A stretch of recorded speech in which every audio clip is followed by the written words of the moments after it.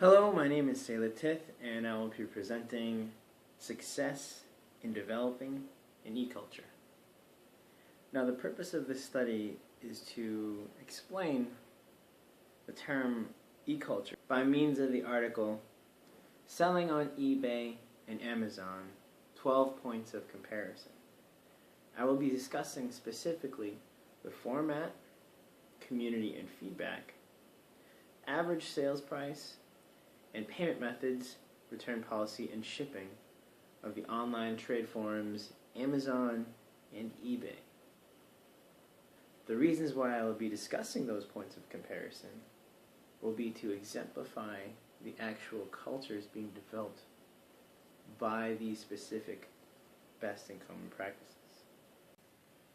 To be successful and sustainable in e-commerce today, a firm must first create and maintain an entire e-culture.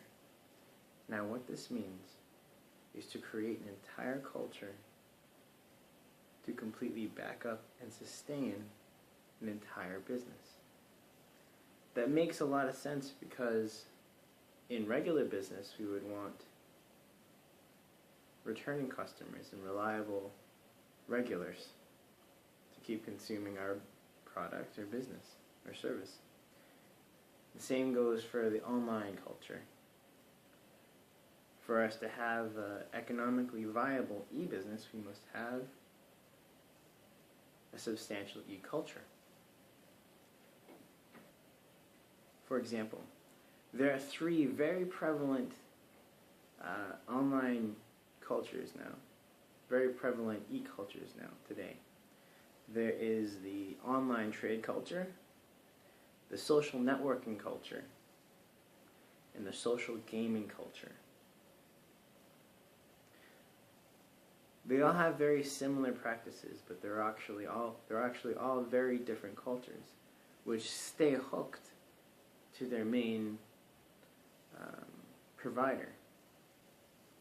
In the article, Selling on eBay and Amazon, 12 Points of Comparison by Steve Lindorst, we can begin to see the development of e-culture based on the best and common practices of each firm. Let's take a look at Amazon and eBay. They're both involved with online trade, but Amazon is geared towards the online retailer e-business market, where eBay creates an open source for trade similar to a worldwide farmers market. Amazon and eBay have both created their own e-cultures, so it's only natural that users have very strong opinions about their respective online selling platforms. For instance, if you were to search Amazon versus eBay, I'm sure you could find many articles or forum debates involving which is the better platform to sell on. In reality, they're both really good platforms to sell on, and it just depends a lot on the user preference or the seller preference. However, Lindorst, online contributor for Skip McGrath, attests that there are 12 points of comparison when considering selling on Amazon or eBay. These 12 points are fees, format, community, stability, feedback, branding, photos, taxes, average sale price, payment methods, return policy, and shipping.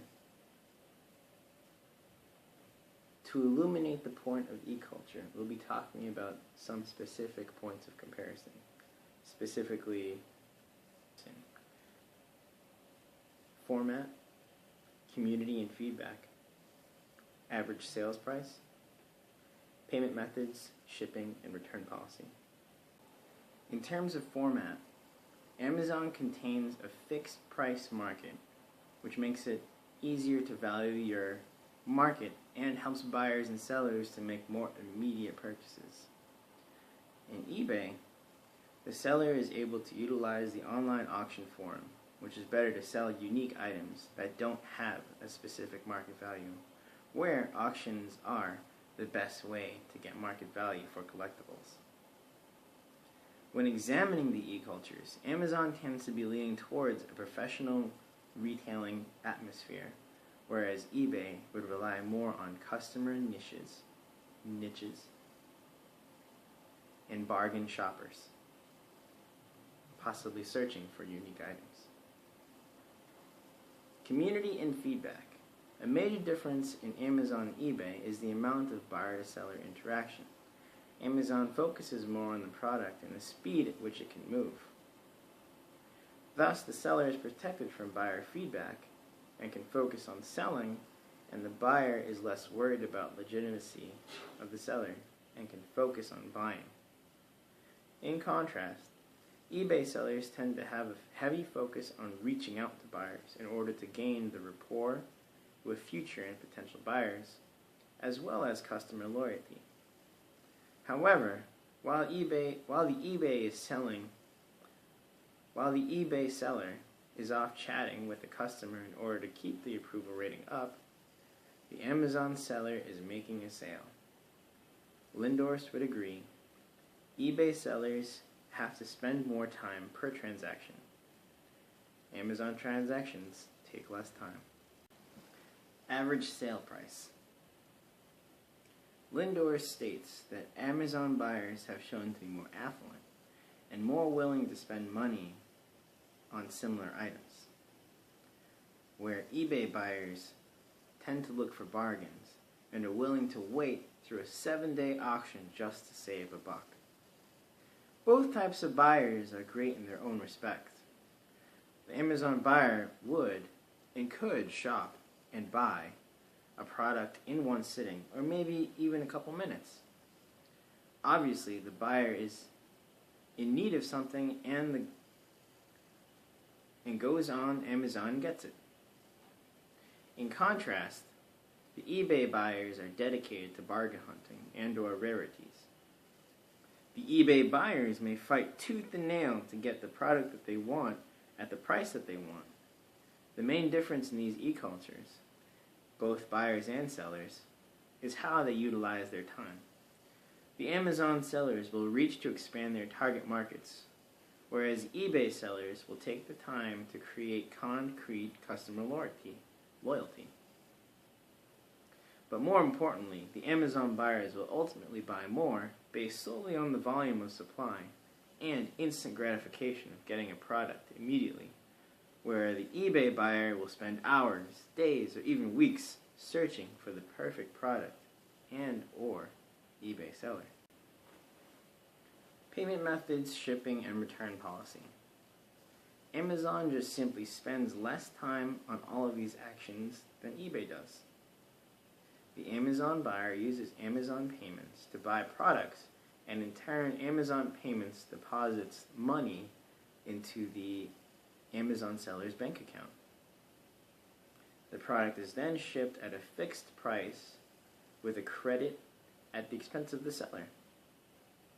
Also, Amazon's A to Z guarantee allows the buyer to receive a full refund if the item is materially different from that described for up to 90 days. This straightforward methodology may have repercussions of potential loss. However, the volume and efficiency at which the seller can move product will pay off in the long run. On the other hand, Lindor states that eBay sellers may collect various forms of payment, including PayPal, money orders, cashier's checks, or cash.